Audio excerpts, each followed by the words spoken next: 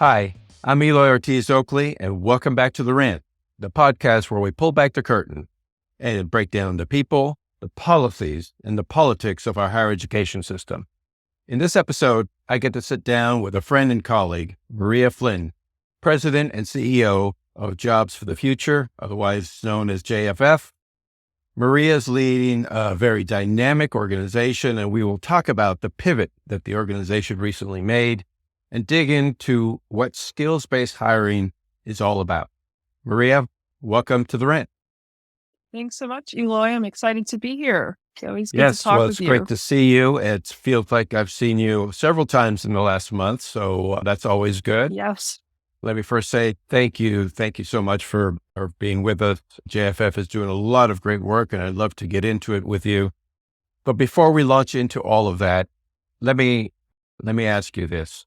For our listeners who may not have had a chance to meet you, to work with you, to get to know the work that you're doing at JFF, tell us a little bit about your journey on your way to JFF, and what experiences along the way influence your thinking about the work that you're leading now.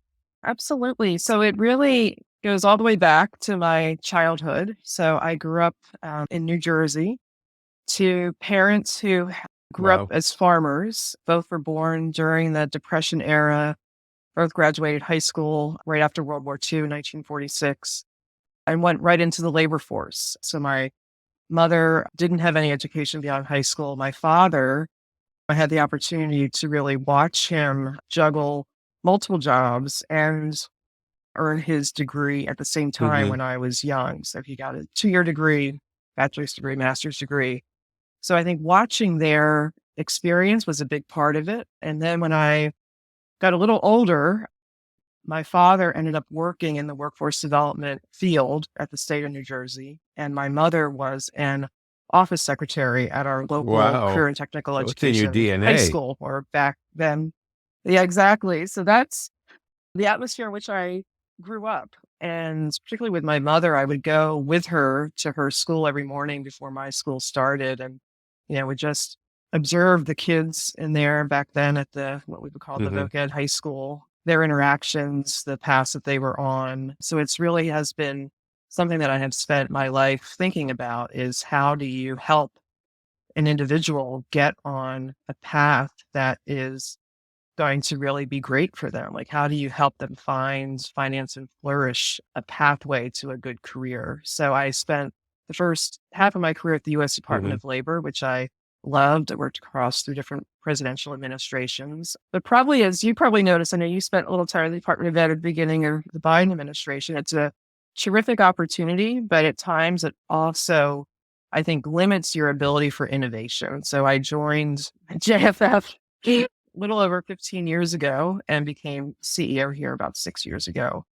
And, have always, across all of those roles, have been focused on the integration of Mm-hmm. education and work, and a really strong desire to make the systems that we work within here work better for the people that they're designed to serve. Well, that's a great background and really sets the stage for why you're the CEO of JFF. I mean, this is really something that you've done most of your life. Connecting people to jobs, good jobs, is certainly something that JFF has always been talking about. Tell us a little bit about the history of JFF and the impact that you've had, and where your most recent strategy refresh is leading the organization.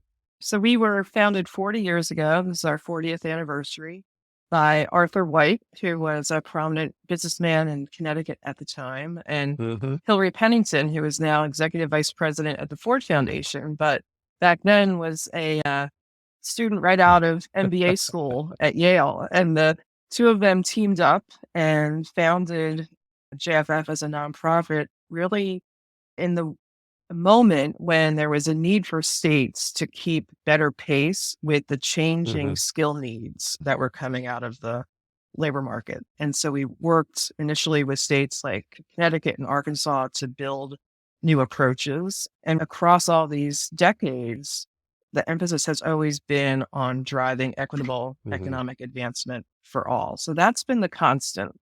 I would say where we have shifted over the past 5 years is we have kept our kind of long-term focus on working with the traditional systems, education, workforce, higher ed systems, helping them to transform and innovate. But we have added a more intentional focus on also working with the folks who are trying to disrupt those Right. systems from the outside. So whether those be technology enabled startups, entrepreneurs, kind of different models that are coming up to speed and into the market kind of from the outside. We've been working directly with them through our team at JFF Labs. And at times we also make direct investments in them through our JFF Ventures Impact Fund. I really believe that we need both an inside Right. game and an outside game, so to speak, if we really are going to get to the impact that we want to see. And for us, that impact is a pretty big goal that we announced just a few weeks ago, which is that in 10 years, 75 million adults who face systemic barriers to advancement will work in quality jobs.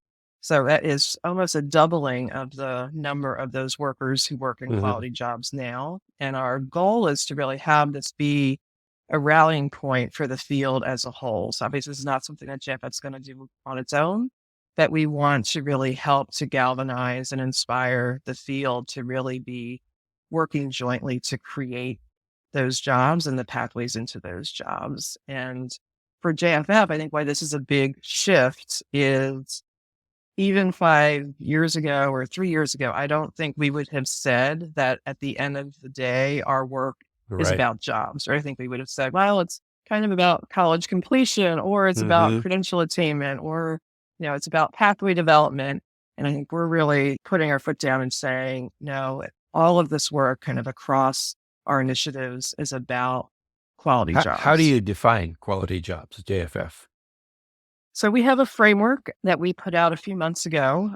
And, at the baseline, of course, is a Hmm. living wage and access to benefits. But we also believe that quality jobs have to provide folks with autonomy and flexibility and things that really will help them thrive. So it is that wage, but it's also a lot more. And so we're doing some work, one with the Good Jobs Challenge grantees that were awarded by the Right. U.S. Department of Commerce last year. We're conducting a community of practice with them, helping them along with their work.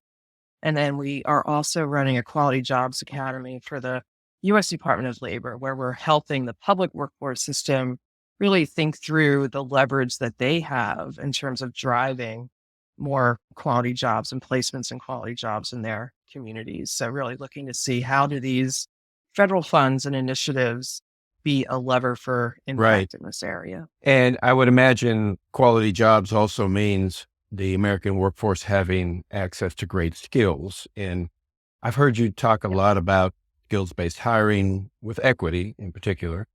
What does that Yep. mean to you? And how should employers and education and training providers be thinking about the value that such a framework creates for the workforce? And what do you see as some of the greatest barriers in moving toward a skill-based hiring framework? I think, we're at a moment where we're seeing some really exciting movement towards a skills Hmm. first ecosystem. So a labor market that focuses on the skills that workers have rather than the degrees that they do or do not have.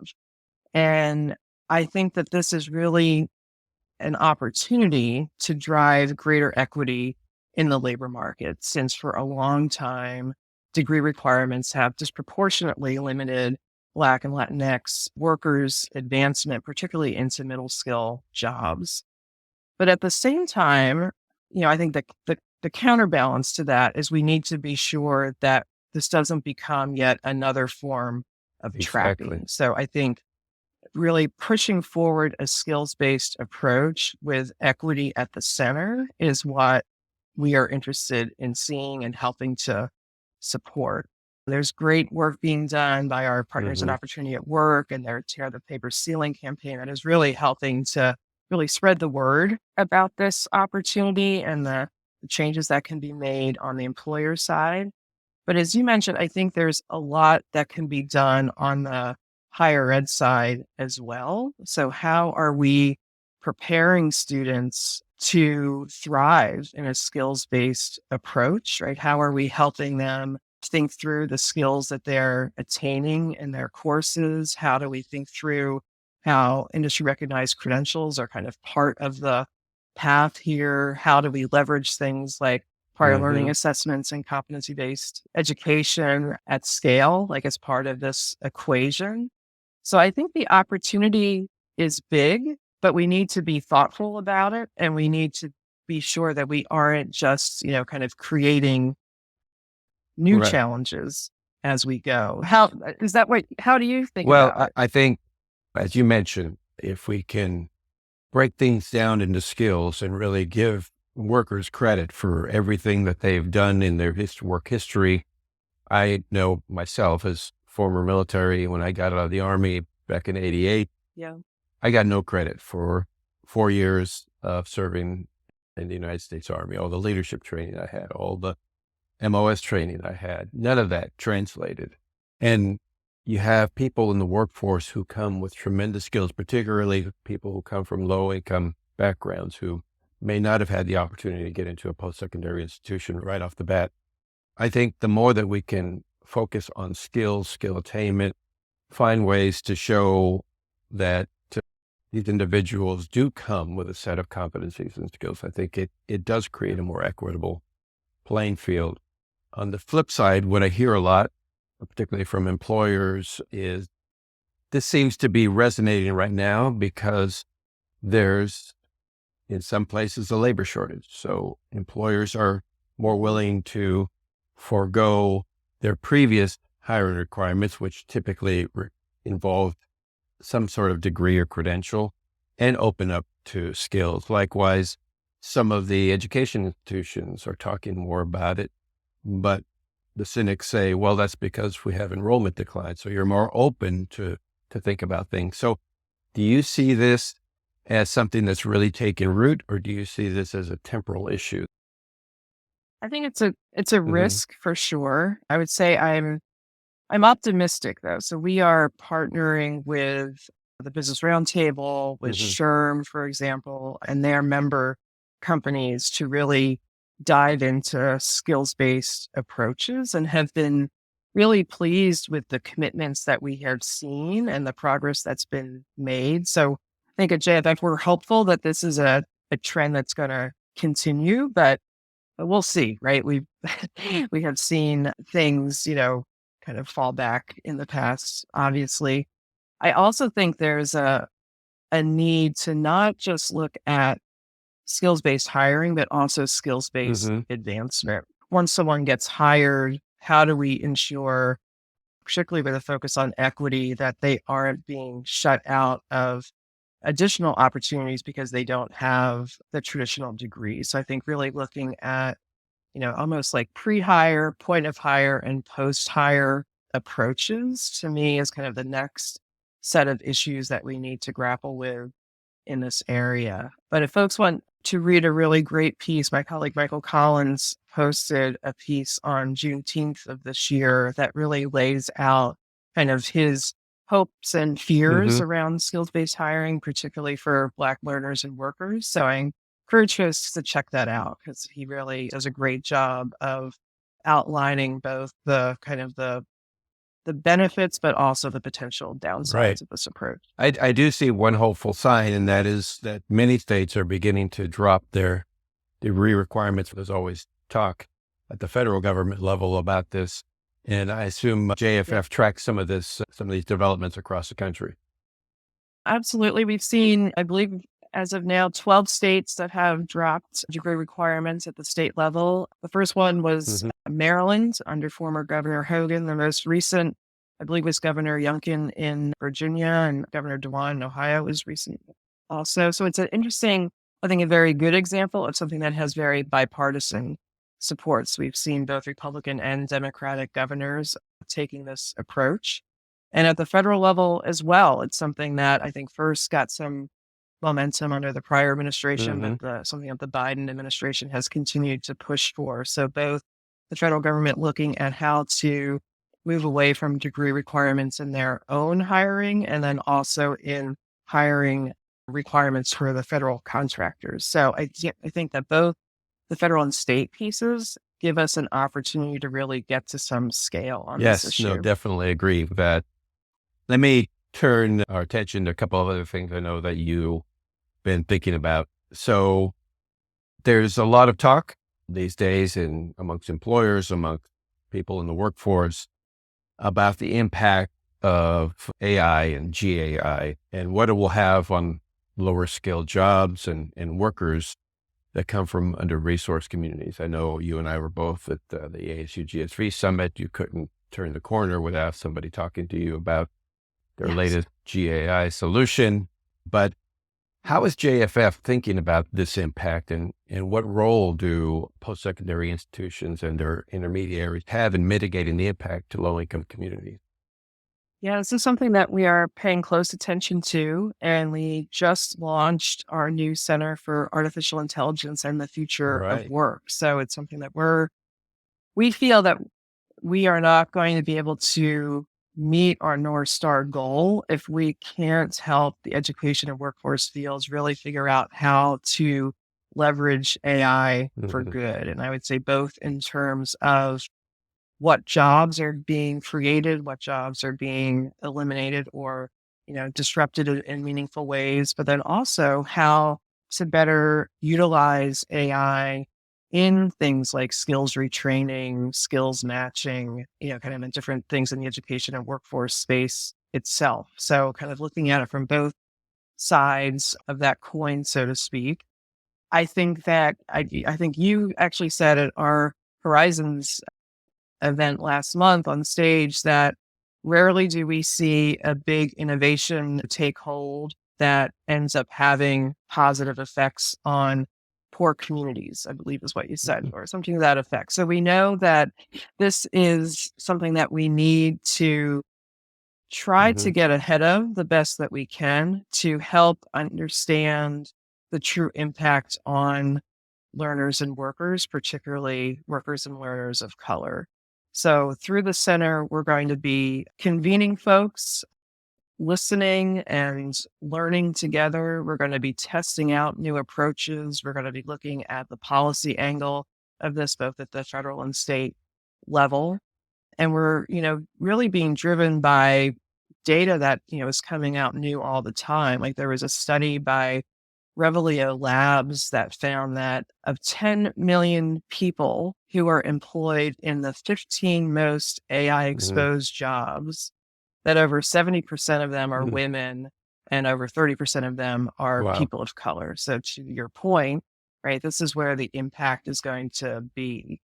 And I think something that really concerns me is that we're already in a situation where our public systems and institutions are already struggling to keep pace with Mhm. the changes that are happening around them, right? And lots of good reasons for that, right? From funding and everything else. But I think the pace at which AI is going to drive more changes is going to make it even harder for these systems and institutions to keep pace. And I encourage folks to watch the 60 Minutes episode on AI that was just on. It featured the CEO Right. of Google and a lot of other folks. And I watched it with my husband, and my husband said, "This is terrifying." So to get that reaction out of him, I think we're really in for something here. So, we also did a survey at JFF, which showed that 88% of the workers and learners that we surveyed about 6 weeks ago now, 88% don't trust their employers Right. to teach Right. them about AI. So, all the more reason for us to really help build the capacity of community colleges and community based organizations and others to help workers and learners kind of navigate what's coming down the Yeah, pike. I couldn't agree with you more. I mean, just thinking about from the public release of ChatGPT to now, it's just been a flood of changes, a flood of new products, a flood of new apps. So it's going to be an interesting ride over the next year or two. So let's Absolutely. talk a little bit about your work in the education space. JFF has led work to reimagine the interface between high school and college based on a lot of what you've been speaking about. you published a well-read report titled The Big Blur. What are some of the main takeaways that policymakers should be paying attention to, particularly in light of what we just talked about? I want to give a big shout out to my colleague, Joel Vargas, and his team who authored this report and have been pushing the work forward. And thanks to you, Eloy, 'cause I think you were one of the first readers of that report when we were getting ready to formally publish it. So thank you for your input back at the beginning. This idea really comes out of probably about 2 decades of work that we have done in the dual enrollment and early college high school space. We've learned a lot from those efforts, a lot of things that work and approaches that work and great evidence that's been developed. But at the end of the day, like we really feel that in order to truly form a cohesive, transparent, quality job driven pathway for young people, that we need to relook at the traditional high school and community college institutions and consider the creation of new models, new governance structures that really combine grades 11 through 14 into a more cohesive system. Because I think at the end of the day, as you know from so many different roles in your career, right, that getting community colleges and high schools to partner, collaborate, coordinate is challenging. And adding in kind of the employer and career component to that, I think makes it even more complicated and challenging and difficult to scale. So we are really calling for an integration of those Right. sectors, the K-12, community colleges, labor market, into something that can really pave the way, calling it the big blur model of the blurring of those lines across those systems. So we've been working with a small handful of states as part of an action lab to start actually putting some of these ideas into practice. And most recently, Governor Polis in Colorado actually launched a Big Blur task force where they are really starting to dig into, how specifically can they put this into action and make it a reality.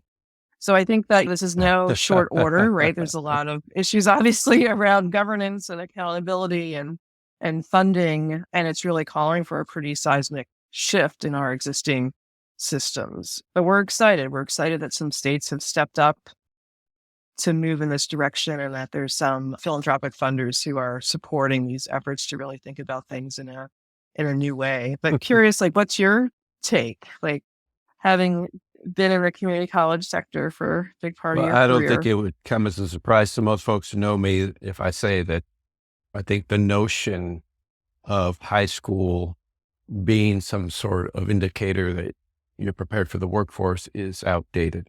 I think certainly my experience talking about things like the Long Beach College Promise when I was in Long Beach, or the America's College Promise when President Obama made it clear that a high school diploma is no longer the default.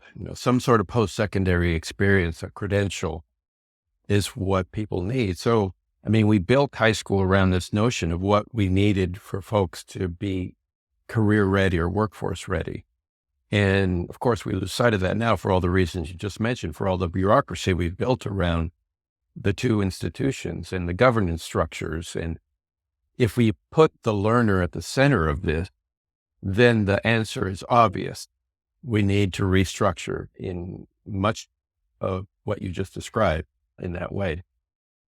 But governments are slow to do this because, again, competing self-interest.